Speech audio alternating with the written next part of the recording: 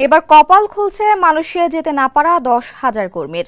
বোয়েসেলের মাধ্যমে তাদের পাঠানো হবে মালয়েশিয়ায়।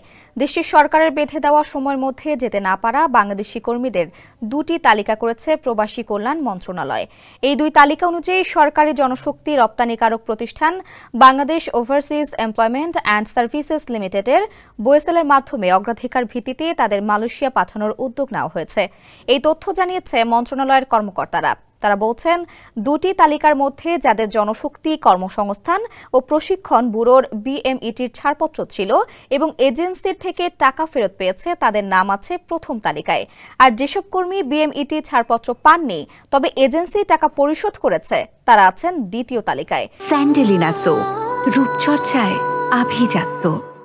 এর মধ্যে প্রথম তালিকায় থাকা কর্মীদের বোয়েসেলের ব্যবস্থাপনায় কম খরচে মালয়েশিয়া পাঠানোর চেষ্টা চলছে। সংশ্লিষ্ট সূত্রে জানা গেছে 14টি দেশ থেকে মালয়েশিয়া কর্মী নিলেও একমাত্র বাংলাদেশের কর্মীরাই অব্যবস্থাপনা ও প্রতারণার শিকার হয়েছে। এর জন্য দায়ী সিন্ডিকেট। প্রবাসী কল্যাণ মন্ত্রণালয় জানায়, 2023 সালে মালয়েশিয়ার বেঁধে দেয়া সময়সীমার মধ্যে প্রায় 17,000 বাংলাদেশি কর্মী দেশটিতে যেতে পারেননি। মালয়েশিয়া যেতে না পারা সেই 17,000 কর্মীর মধ্যে প্রায় 4,000-এর মতো কর্মী পরবর্তী সময়ে পাসপোর্ট জনিত জটিলতা কাটিয়ে মালয়েশিয়া যেতে সক্ষম হয়েছে।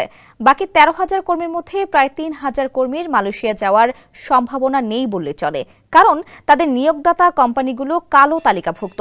বাকি যে 10,000 কর্মী আছেন তাদের এখন বোয়েসেলের মাধ্যমে মালয়েশিয়া পাঠানোর উদ্যোগ নিয়েছে মন্ত্রণালয়।